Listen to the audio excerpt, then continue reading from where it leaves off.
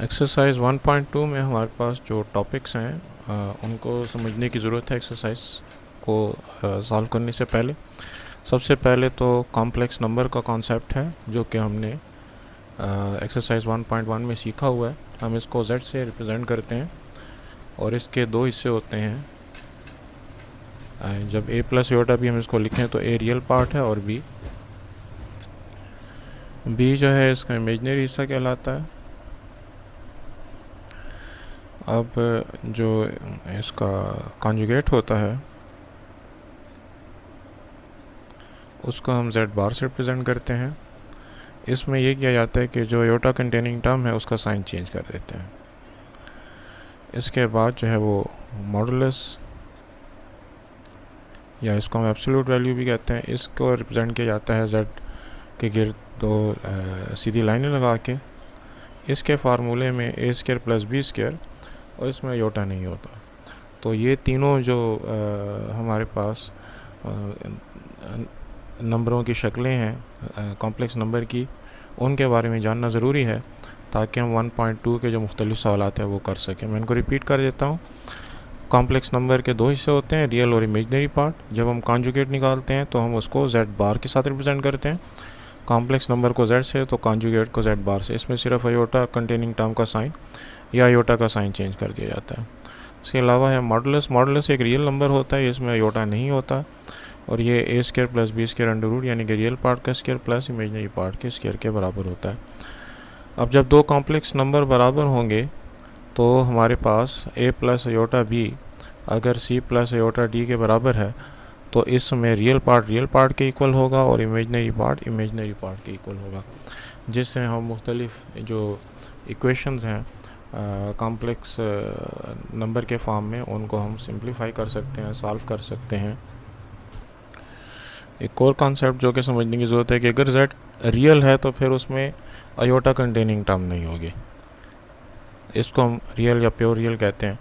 और अगर हमारे पास z प्योर इमेजनरी है तो फिर उसमें जो है वो रियल पार्ट नहीं होगा, सिर्फ imaginary part iota containing term होगी, अयोटा के बगैर की टर्म नहीं होगी। तो कुछ सवालात ऐसे भी हैं जिनमें सिर्फ रियल का या सिर्फ इमेजनरी का जिक्र किया गया है, तो हमें ख्याल करना है कि रियल पार्ट में हमने अयोटा वाली टर्म नहीं लेना और इमेजनरी या प्योर इमेजनरी में हमने अयोटा वाली टर्म लेनी है, अयोटा के बगैर वाली टर्म नहीं लेनी। इसके अलावा हमारे पास कुछ रूल्स हैं कॉम्प्लेक्स नंबर की, इन्हीं जो मॉडुलस है या कॉन्जुगेट है उनके बारे में।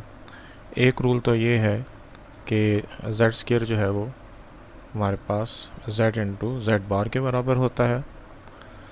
दूसरा रूल जो है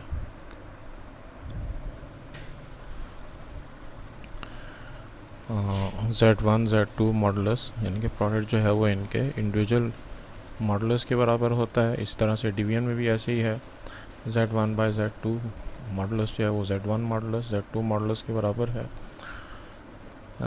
इसी तरीके से z1 plus z2 whole conjugate जो है वो z1 z2 कॉन्जुगेट के बराबर है प्लस के सूरत में। z1 plus z2 whole conjugate जो है वो z1 कॉन्जुगेट z2 कॉन्जुगेट के बराबर है। तो इन रूल्स को जो है वो सवालात को सॉल्व करने में इस्तेमाल किया गया है। इनके प्रूफ्स भी जो है वो बुक्स में मौजूद हैं, तो ज़्यादातर चूँकि इनकी एप्लीकेशन है तो हमें इन जो बुनियादी रूल्स हैं जो कि कॉम्प्लेक्स नंबर के मुख्तलिफ़ फॉर्मेट्स के बारे में हैं कि कॉन्जुगेट या मॉडुलस के जो मुख्तलिफ़ फॉर्मेट्स हैं उनको आपस में किस तरीके से जोड़ना है, तो ये रूल्स अगर हमें याद होंगे तो क्वेश्चंस को हमें करने में आसानी होगी।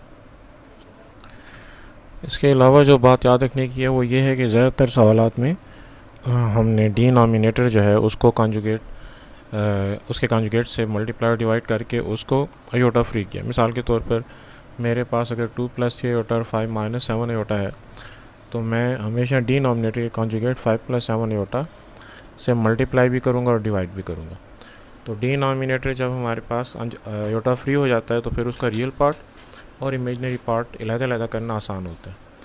ऐसे में कभी भी हमने न्यूमरेटर के कॉन्जुगेट से मल्टीप्लाई और डिवाइड नहीं किया। तो इस रूल की मदद से भी बहुत से सवालात को हम सिंप्लीफाई कर सकते हैं। इसके अलावा ये भी जहन में रखें कि अगर a/b⁻2 है तो पावर को पॉजिटिव करने का तरीका ये होता है कि न्यूमरेटर और डिनोमिनेटर को एक दूसरे के साथ एक्सचेंज कर दिया जाए। तो न्यूमरेटर डिनोमिनेटर की जगह आ जाए, डिनोमिनेटर न्यूमरेटर की जगह आ जाए, तो एक्सपोनेंट का साइन हम चेंज कर देते हैं।